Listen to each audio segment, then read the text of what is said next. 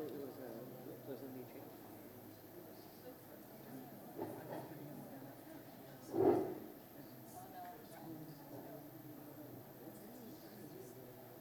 For me, it's not long, but it feels comfortable.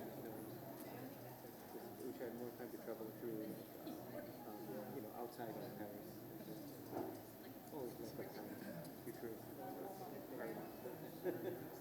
So I'm from Singapore. This is me. I'm an independent. I run my own practice from Tokyo. Foresight and strategy with all focus on business and sustainability, especially in urban context. Kind of a startup, hence the design. Kind of protein and pushing on in different directions. So you, if you have kind of a so briefly, I was in the public sector futurist for many years. Kind of not really exposing myself to that. Oh, as in my brief introduction, I can tell you a long story. I can be long-winded, so try to be succinct. Of course, over lunch, I can share with you more. And have you been an academic most of your career?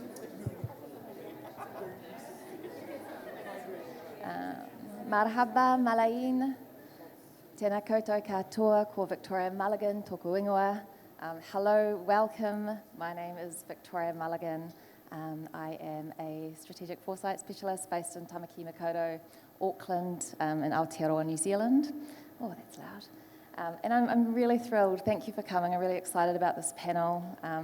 We have some wonderful hearts and minds sitting beside me today, and I'm really excited to introduce you to them. I'm going to start by acknowledging that there has been a lot of learning already over the last couple of days. A personal learning for me has been that even English speakers are struggling to understand my New Zealand accent. So today you are going to be doubly challenged because you have myself, but you also have Dr. Eruera Tarena, who is also from Aotearoa, New Zealand. So you have double Kiwi. That is just a heads up for you, and good luck to us. So introductions. As I said, this is Dr. Eruera Tarena Eru. He is based in Ōtautahi, Christchurch in New Zealand. He is part of an organisation, Tokona Raki, which is doing amazing stuff, and I will leave it to him to introduce the work he's doing there. Sam Matters from Canada. She is at Future Ancestor Services. I've got that right. And my lovely Pacific colleague, Sarah Macartney from the Pacific community. She is Ni Vanuatu and she is based in New Caledonia. So today our panellists will be sharing with us their thoughts, their experiences on futures approaches that are grounded in ancient wisdom of our ancestors. And I think for the last few years we've been learning more and more about the fact that there are many similarities, many parallels between Indigenous cultures around the world, but at the same time there are a lot of things that make them distinct. And that's where we're going to start today. So I might start with you, Sam, if I may. If you could talk a little bit about your own place-based approach to futures and how it fits within the context of this topic. Sure, thank you. So Tanshe, Samantha Matters, Dishinakashon, Meiti, Niayan, Piamas Kuchiwaskaigan, Niwiken. Hello, everyone. Really happy to see so many faces today. So I'm coming from the context of what we currently know as Canada. So I'm coming from a place where Indigenous folks make up only 5% of the population, but we are over 600 communities represented by over 50 nations who share over 70 languages. So we are diverse. I am of the Métis Nation. I'm actively reclaiming my connection to those kin and that culture, and also our language, which is known as Michif. So in my practice, as someone who thinks a lot about the future, I think about how we think about the future. And I gather that understanding and those teachings from my community, from elders who have shared with me. And I'm actually really inspired by this quote on the back wall in the room here. The ancestors plant the seeds, the descendants enjoy the shade. And this is the approach that I bring to my futures work. We call it at Future Ancestor Services ancestral accountability, thinking about how we are responsible to the actions and inactions of our ancestors, and also understanding ourselves as ancestors of the future generations. What legacy will we leave? What worlds will we leave? And how will we answer to them in the next realm when we ourselves are ancestors? So those are some of the teachings that I try to bring to my work as I'm thinking about the future, as I'm supporting other folks and thinking about how they think about the future. Thank you. Sarah, would you like to follow up? It was a bit tricky after Sam. Hello, everyone. It's amazing to see this room is full and to see the interest in indigenizing futures. Can you hear me? Is that all right? Okay, thank you. Welcome, and first of all, thank you very much to DFF for creating this space for us to share some of our stories and to hopefully hear some of yours. I have a funny surname, Mecartney, but I'm Melanesian, which is a large part of the Pacific, and I come from Vanuatu, where we have 9 active volcanoes, earthquakes every day, multiple Category 4 cyclones, so we're high risk in the world, but we're also the happiest people in the world.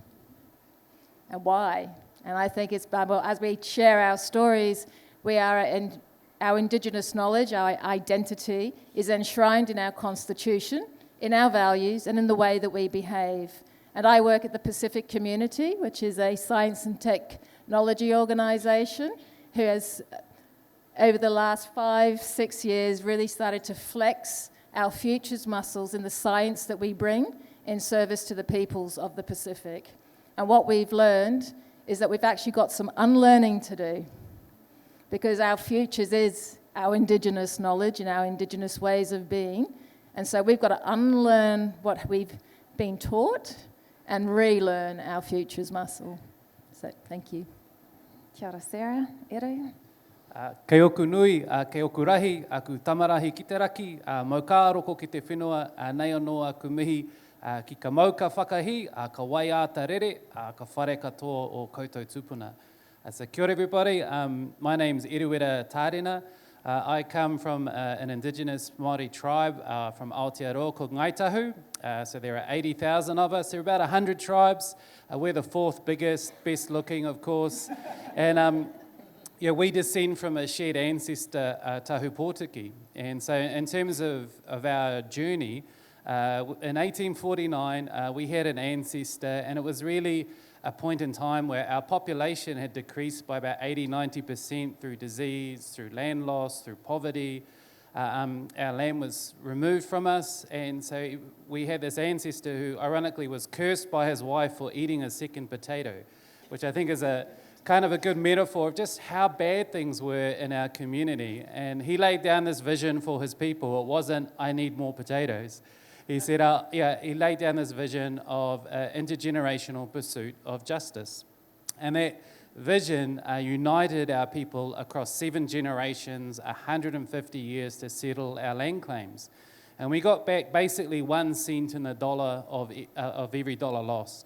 But we've had 25 years post-settlement, 25 years of building a collective economic base, which we need to design in perpetuity to support our cultural identity in perpetuity. And so we're at this sort of horizon where we're having to look ahead, not so much focusing on moving away from what hasn't worked for us, but actually starting to reclaim that imagination and try to dream of an alternative future grounded in our culture. And so we, like Sarah, we talk about unweaving. How do we unweave the patterns that have created so many of the problems and actually learn to trust ourselves and reweave a better future? And that's very much looking at our own culture. Kia ora, Eru. So much to dig into there already. Sam, you've got the mic, so I'm going to go straight to you because that's very helpful. Can you tell me a little bit about how Indigenous knowledge systems, we hear a lot about knowledge systems and the requirement for various ones, but how do they drive better futures? So I think for me, Indigenous knowledge systems fundamentally shift how we think about the future. So I am really inspired by Sohail Ayatollah's work and causal layered analysis, and I think a lot about worldview and how the worldview and the assumptions and the beliefs and the values that we carry really influence the types of futures that we're able to imagine. So when we look at Indigenous knowledge systems, we're looking at a fundamentally different way of understanding the world, of understanding our place in the world.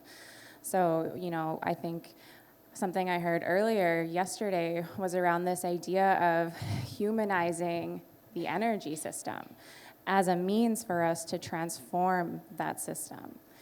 And while we would never call it humanizing the energy system or humanizing energy, our ways of understanding our connection to Earth is just that. We don't view ourselves as separate from Mother Earth. We view ourselves as very much interconnected and intertwined. We cannot be separated from the Earth. We cannot be separated from those natural resources. And the way that energy moves through the Earth, it also moves through us. So we understand ourselves as inherently connected to any type of extraction or use of resources, and we understand that we have a responsibility to engaging with those non-living kin in a responsible and an ethical way. So you can see that it really shifts how we even imagine something like energy or energy systems or transformation. By really looking at the worldview that we're applying to our futures work, that's where we're able to get more creativity, to understand what is required for systemic level change, to understand what transformation is rooted in. Because if we're applying the same worldview to the future that has created our present, how much are we really able to transform those futures? Thank you. Edu, did you want to talk a little bit about how you can riff off those opportunities to transform using Indigenous knowledge? One thing I'd just say too is we haven't had a huge role in being part of the problem. That we've been marginalised, and what we don't often talk about is the dynamics of power.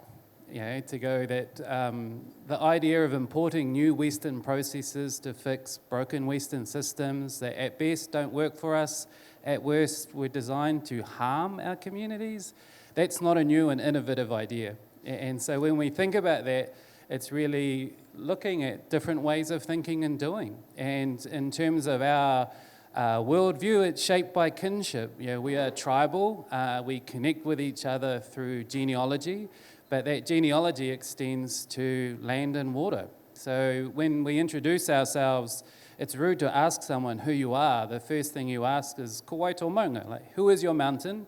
Who is your river? Who is your land? Who are your people? Who are you? And so I think just that real principles of interconnectedness. But again, I'd also say that in terms of those dynamics of power, when you have systems that have been built to favour and advantage the few and harm the many, you're talking to communities that understand those dynamics.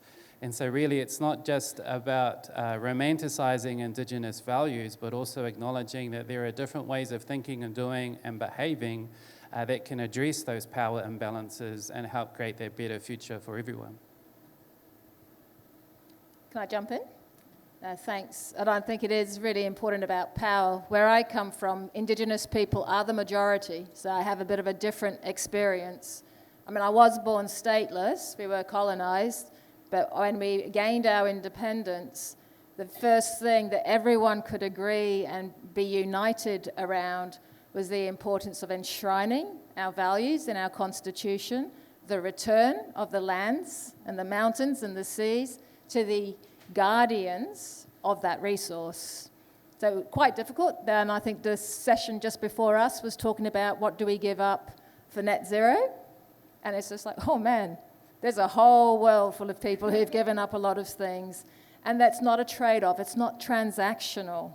It's reciprocal. It's about service, and it's about what we can give rather than what we can take. And I think when you talked about not being part of the problem, we can certainly be part of the solution. but also to regain that confidence in our science, in our ways of knowing, and the courage to bring that alongside. We've seen some amazing things here, space travel, brain surgery, but we've also got healing knowledge that can also come alongside, and I think it's just having that shared space, I think, is something that I believe that Futures will help us along that journey. I'm going to give this back to Sam, so then she has to speak next, right? All right, I see what we're doing here. Kia ora, guys. You've talked a lot about Indigenous knowledge systems and what they can give and what they can do for the world. I'm interested in what are the challenges in being able to do that. How do you own that? How do you move that forward? And what are the problems, what are the barriers that you face in being able to do that right now?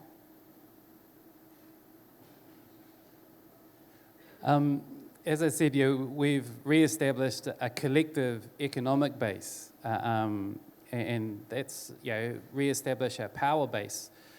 But one of the real challenges we have is not just purely resource, but it's really collective imagination. When you think of internalized racism, when you think of colonization, you lose your sense of trust in yourself and your people as the source of solutions. And so one of the real challenges we face is, well, how do we shift from a position where, as I said, our ancestors were struggling to get a second potato, to a space of oppression, to really one where we can reclaim the future, reclaim our ability to dream, but to not do that in an individual sense, to do that as a collective group, to share that vision of the destiny and then really empower our youth. And that's one of the things, aside from a challenge, that we have a huge demographic shift in our land. Our baby boom is not the generation above, but the generation below me. So we have this younger, faster growing brown Maori youth population. How do we really equip them and support them to trust themselves, trust their culture as the source of being able to create a better future? Yeah, I think to build off of that, and something I heard you mention earlier around romanticizing Indigenous knowledges, and in some cases Indigenous peoples, a challenge that I really reflect on a lot is just the lack of representation of Indigenous folks in Futures imagery. I don't see Métis people in mainstream imaginations of the future. So what a privilege it is to see yourself represented in those futures. So I think a lot about that and the impact that it has on me, on our young people, on the generations that will follow. But I also think about how easily those representations, those images of us in the future could become romanticized.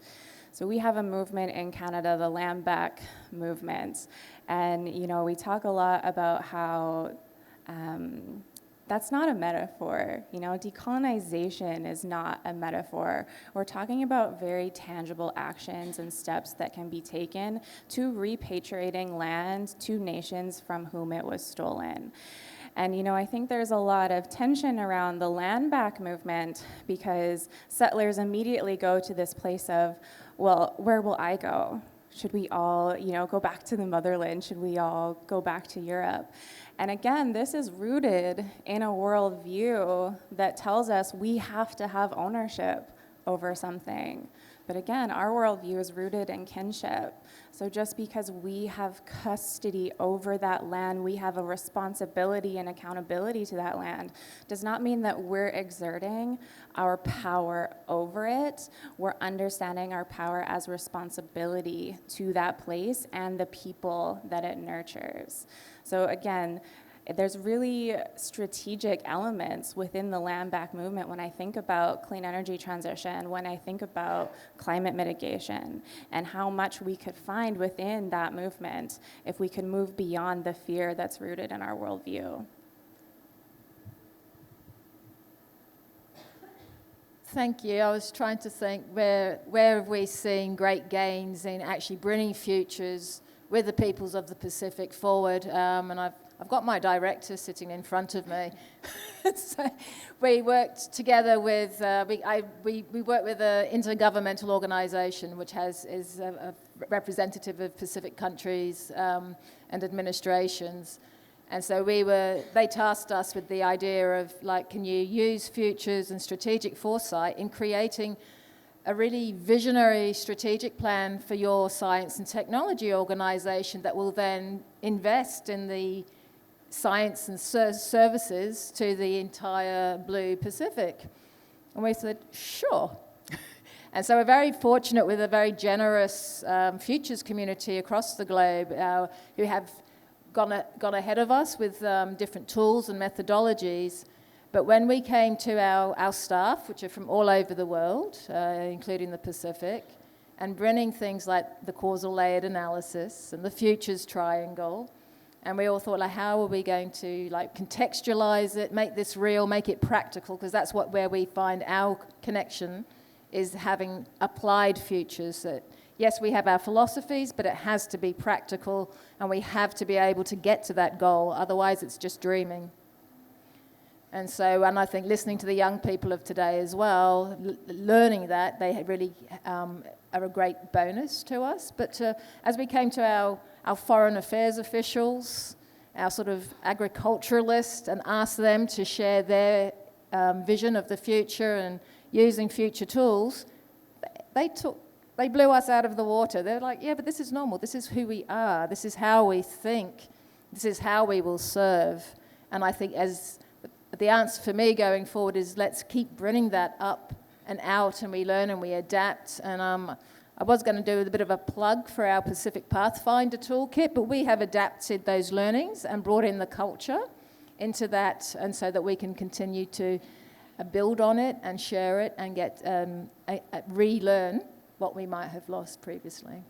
I'm so glad you mentioned the Pathfinder. It's an amazing bit of work, and it's a nice segue into the impact of Indigenous knowledge systems on strategic foresight. What does it look like in practice, and how are you indigenising futures? What are you doing? What do we see day to day happening? And maybe if I turn to you to talk a little bit about Tokona te Raki and your work there. Eru. I think it's great to riff off Sarah. You know, when we think of strategic foresight, these are just words my communities don't understand. Why would we talk about that when we come from, the astronauts of the Pacific? You know, our people across the greatest expanse on the planet, using wind, star, following bird migration paths, setting off into the unknown, having a picture of an island in your head, and going out and using wayfinding skills to discover new islands. And when you look at a map and you see these tiny little specks of land, so even we're the southernmost point of Polynesian expansion in the Pacific, down in our southern island of New Zealand. So again, when you think about that, what a beautiful story. Yeah, we don't need to look elsewhere to import new ideas, and our people have always been good. You know, we're open to global knowledge, but to make us more us, not to lose ourselves. And so I think when we work within our communities, if we try to use systems thinking and ideation and all these sorts of terms, I remember doing that once on one of our communities, and we were talking about an iceberg and 5 blind men and an elephant and 2 fish describing water, and one of the aunties is like, what the hell's an elephant doing on an iceberg? Like, it made no sense to our cultural context, you know. There wasn't a good story that linked that together. It wasn't grounded in who we were and our place. And so I think it's not something to think about, in terms of strategic foresight, how do you extract that wisdom from a place and take that away, but to go, well, how do we have humility and allow those stories, those frameworks, that knowledge to be rewoven from that space, so that those communities can be using it rather than advantaging outside external contractors or consultants. Yeah, I think a couple things based on what the two of you shared. So around context and deeply understanding context, and even just simply the language we're choosing to use. Eru and I were talking about this earlier, but we heard this morning this idea of kind of these 4 main languages that will guide us into the quantum future. And I was just thinking how much is lost when we lose language. So as someone who's trying to reclaim a language where there's not many speakers. That language, michif, holds our worldview. It holds our culture. There's nuances that cannot simply be translated. So I think there's such value in becoming comfortable in multilingual settings where you can't easily understand what's going on. We are operating here primarily in English this week. What are we losing in those worldviews that are missing from the languages that aren't represented here? So to come back to your question, Victoria, and how kind of we're using Indigenous knowledge systems in our work in strategic foresight at Future Ancestors, we're really trying to work with our clients at a storytelling level. So as we're coming with clients to map into the future and to look ahead, we're also wanting to really deeply understand what's the story that you're telling about yourself now? What's the story that you're telling about your past? And are we being honest in that storytelling? Are we leaving bits out because it makes us uncomfortable? So I just went through this process with Scouts Canada, and we're looking at the international scouting movement and its roots in British imperialism, in war, in very gender-based type ideologies, and how those elements still continue to show up in Scouts Canada today. That's why we have to get into the past. That's why we have to get into those stories we've been telling for decades, for centuries, so that we can understand deeply where we're starting before we can start to imagine where we're headed.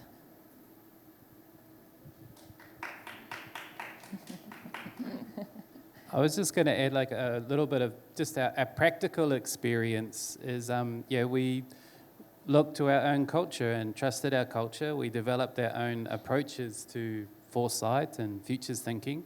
But we supported our own youth to be part of building those tools. And that's been more meaningful in terms of them working with our elders, with our communities.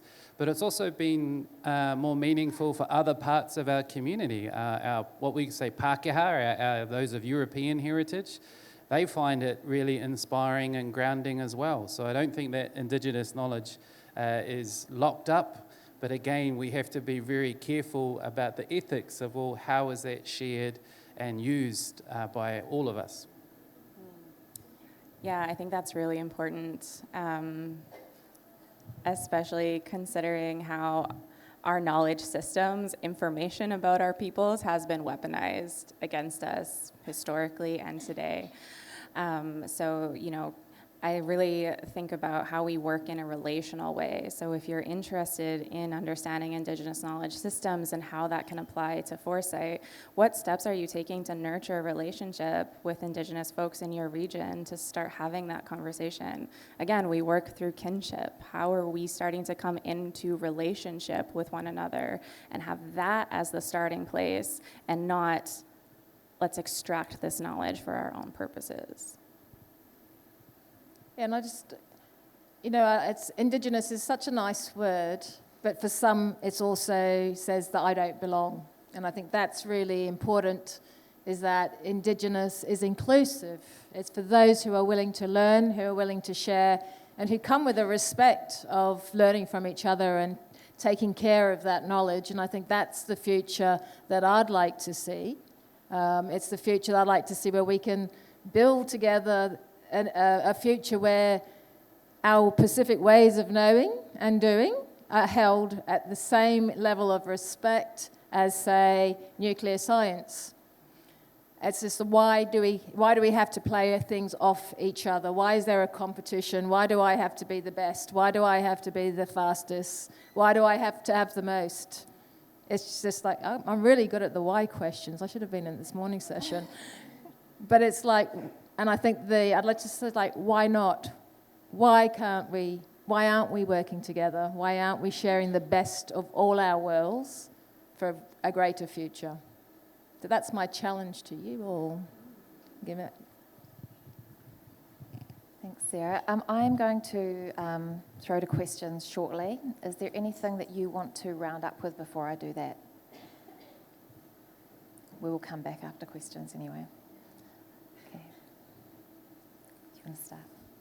Before we start the questions, I'm just going to ask as well that they're questions. So if it has a question mark at the end, that would be brilliant. Yeah.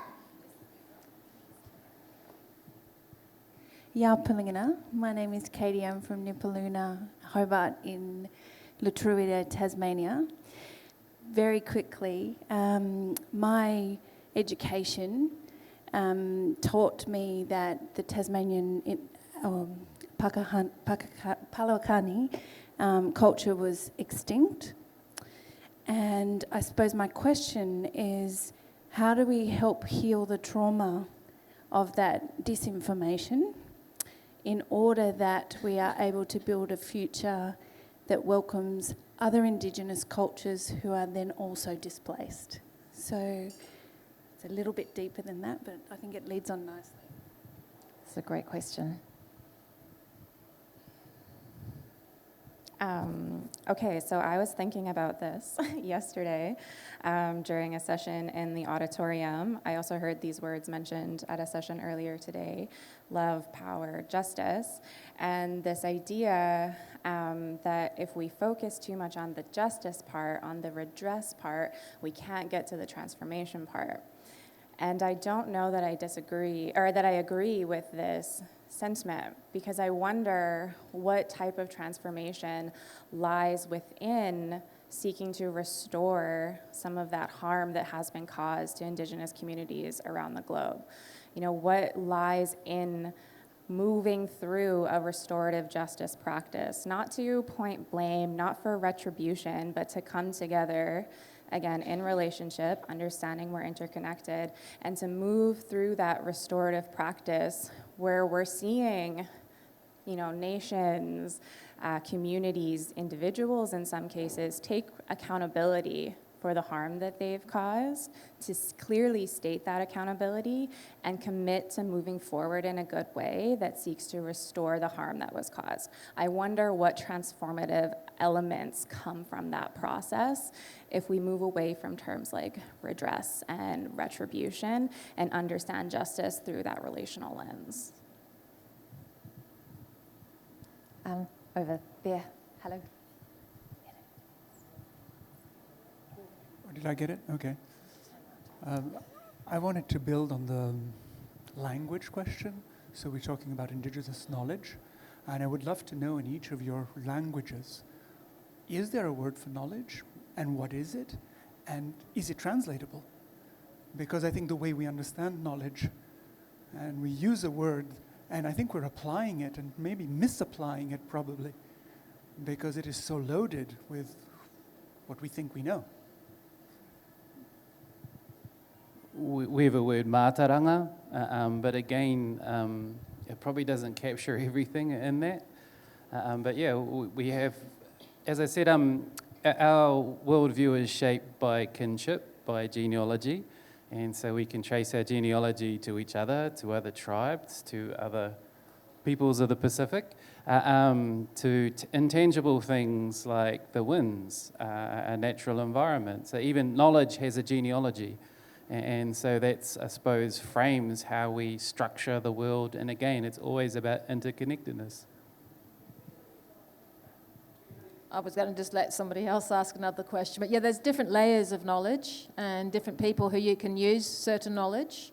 So it's, again, it's connected to people as well.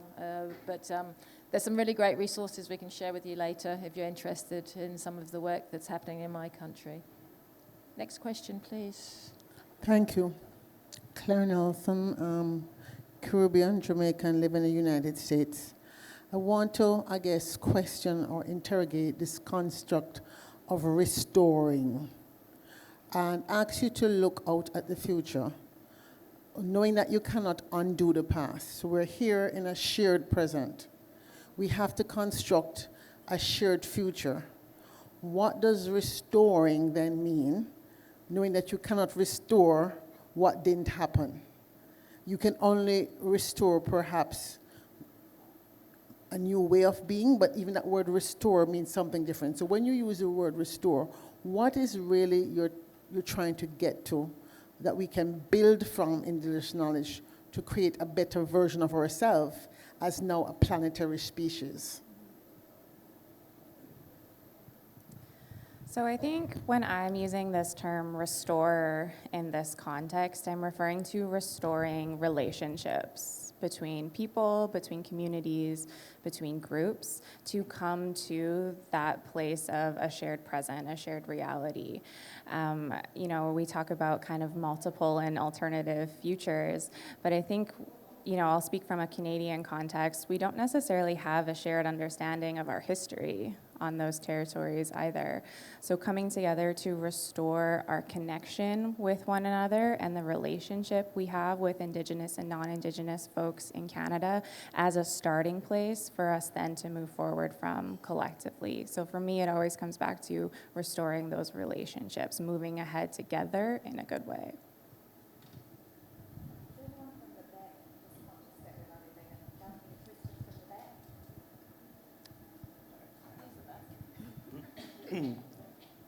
I will go to the back if you like. There's one word, I know that we're supposed to put this into question form. One word I'm wondering how to use it the best is validation. And it's always been a question for me, how do we find a way to link the planetary elders? Not necessarily one tribe. Because to prove the one tribe works, maybe the global 30 tribes would make the story stronger. Because it is not just one corner of the world, but the elders from 20 places. So that is one question. Can it not be about my tribe, but our tribes? And because that is evidence. For me, this is a word I heard from a previous event. It is the best big data, the evidences. And the second one, validation, is a beautiful place to speak about it here. It's about the opposites. It's about elder knowledge and science, elder knowledge and tomorrow.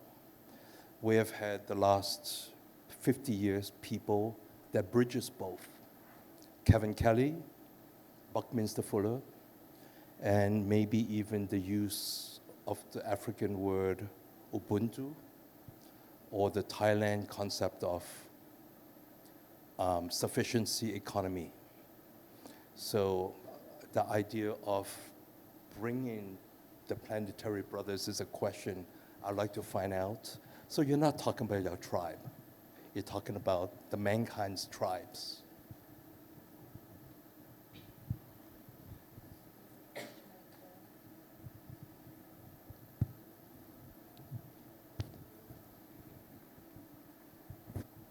Hello. I think my question follows up on your last one. And it starts with an observation. And I don't know how critical that is to point out here, but as someone who's lived with Bedouins before, I can't help but notice that we had so many panels and discussions here that touched upon, Indigenous voices and how to bring that more in.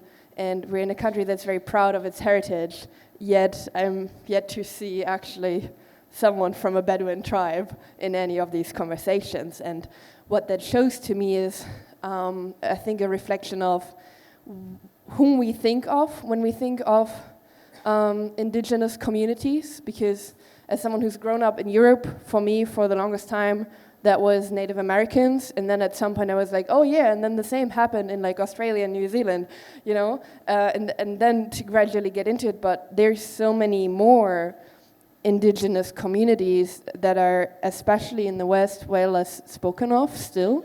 And I think my question with that is, for you guys who are working in bridging all these different things together, how are you experiencing that at the moment moving forward? And do you feel like, amongst Indigenous communities and different tribes and different backgrounds, you are connecting and there is a sense of, around the globe, there's like a shared movement? Or do you see these gaps that I'm sensing right here as I'm sitting in this room? also within you guys, or is it more something that, you know, institutions like this one, you know, where a bridge is trying to form, where that needs to be just taken more into consideration? And if you had one thought on how to do that better in the future, then like how would that look like? What's the pathway? I can start. Thank you. Good questions. Yeah, it takes a village, right, to get behind a dream and a vision. But I think perhaps the bigger question, because Victoria likes question marks, is the accessibility of the voices. You know, we always hear about, you know, nothing about us without us. And maybe it's because we are not talking or to the right people to bring into the room. And we heard that very, very many sessions today. You know, we always talk about gender without women sometimes, or without young people. And so this is, but at least with futures, we can recognize and say, where do we? I mean, is this a comfortable space for some people to meet in? You know, people might be freaked out by balls on the walls. You know, it's not always comfortable when you're asked to put on a suit and tie, when you're really used to sitting on a mat on soil. And then you have the freedom and you sit in a circle. So those are really important points that I think that we can bring to any future convenings. And to build those connections, we all have a part to play. But I think that's really maybe something we can hint at for DFF3.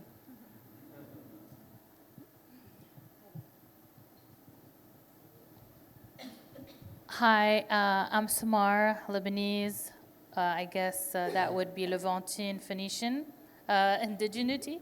I'm curious as to, we're talking about futures, we're talking about data sets, and there is a huge lack of data set from ancestral data sets across all indigeneity. And I wonder if there is an opportunity to have a collective intelligence across the various indigenous communities from all our different tribes to build not only a more inclusive set of data, but also be much more involved, because working with the technologies that are moving super fast and having them super biased already in so many different ways, when having to manipulate them to sort of speak more authentically to how we want to represent our own culture. I think it will be interesting to sort of potentially, and I would love your thoughts on it, how you could create a more collective data set point, and how could that data be collected if one would be to be involved?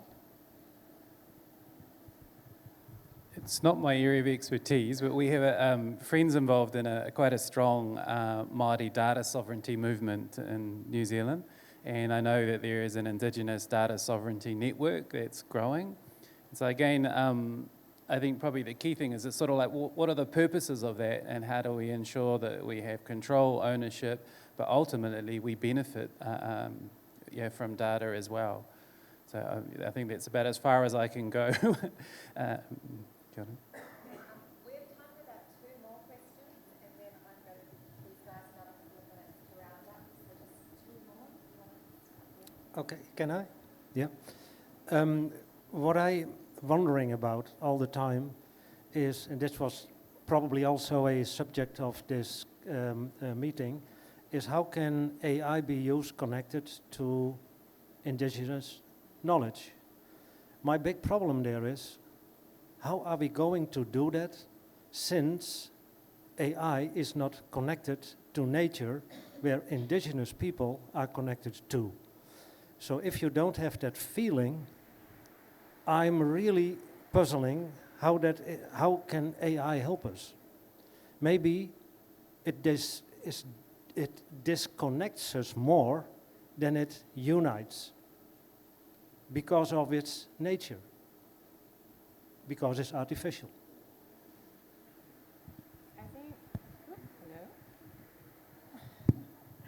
So I think there's a couple things there.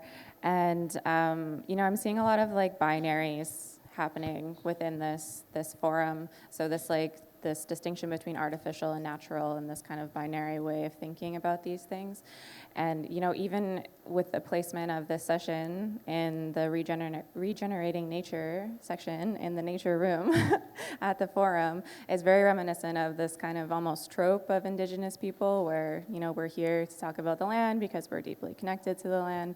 But our knowledge systems and ways of understanding the world have the potential to transform so many systems, including artificial intelligence. So there's really interesting research being led at Concordia University in Canada by Jason Edward Lewis on Indigenous AI and looking at how to create protocols based on Indigenous ways of knowing and connecting and relating with one another to use AI in service of our communities, but also to support the ethical development of AI. So I think there's a really big gap in kind of slotting the Indigenous folks into the nature section all the time, when again, these knowledge systems, these worldviews could be applied in so many of these transformative areas. Okay, and final question, sir. Thank you for all of your insight and putting yourselves out there. I think it's been very educational for me, but more than education, it's been it's created a lot of awareness in a very short amount of time that we've been sitting here. My question is for someone who wants to not just go home and think about it and let this dissolve, but actually do something. What would be your suggestion, recommendation as to how someone like myself could help? Can I quickly just ask that each of you answer that question? I think it's a fantastic question, and I think you'll each have distinct views on it. So maybe Eru, if you want to start. Age before beauty. No, there's 3 now. Not knowing your context, what I could say, in our experience, process matters. And when we are participants in a Western process, we're always at a disadvantage. So we have decades of experience of being consulted after decisions are made. We have all sorts of things like fake co-design, where people milk ideas and post-it notes and never come back, never results in change. And so one of the things that we've been working on is, well, how do we use Indigenous protocols, Indigenous practices, Indigenous processes led by Indigenous people in Indigenous spaces, but working with others? And so again, we've found that really changes the dynamics of power within our community, where we are framing the issues, framing the solutions. And we've found it's been really meaningful for our people, where rather than being sort of fake imposters in someone else's innovation visioning process, it's something that they own. And particularly we've found that revolutionary with our youth.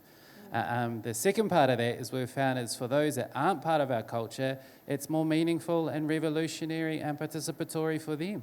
So we've found that it's a way in which we can work together better through our cultural processes, which are designed on kinship, relationships, and having that long-term intergenerational view. So I think a couple of things that I like to leave folks with in terms of not letting this dissolve as we exit the space is to work around more land-based practices. So in a self-reflective way, thinking about where are you physically located? What is the story of that land? What has that land witnessed since time immemorial? Who were the people that walked that land? Are you from that land? Do you have a connection to it? Did your ancestors find themselves in that place? What was their relationship with the original peoples of that land? And work on that kind of self-reflective level to better understand how you're situating yourself in place. And the second thing I would say is to really critique, I hear a lot about systems thinking and systems change in these conferences, but really think about what those systems are built upon. So thinking about how, your access, your wealth, your nation's access and wealth, your company's access and wealth, et cetera, is built on resources extracted from indigenous lands, oftentimes stolen land. So if that's the generations of wealth have been drawn from those extractive processes across territories, what does that mean for how we show up then in the future? What does that mean for the folks who were extracted from? And being, really critical of this idea of systems and getting down to the root of those systems, what they're built on, what that foundation is. How much time do we have? I'd just like to say thank you. Thank you for wanting to be a part. Thank you for wanting to grow this. And I think it's a really good opportunity for our growing oceanic network, for example, is to be able to look at this interest and see how we use our cultural processes and our connections right across to the other side of the Pacific with and to start to build that. But of course, it always is with the people, for the people, and by the people. And how can we continue to open that up so that for those of you who have children and who will have grandchildren, they will be able to be in an equal space. Thank you. Kia ora, panellists. We are at time now. I want to say thank you to DFF for doing this. This is the first Indigenous panel that has been held in this sort of forum, and I appreciate it very much, and I look forward to there being more of it as well. So just a final thank you to our amazing panellists. You are amazing. Thank you. Thank you.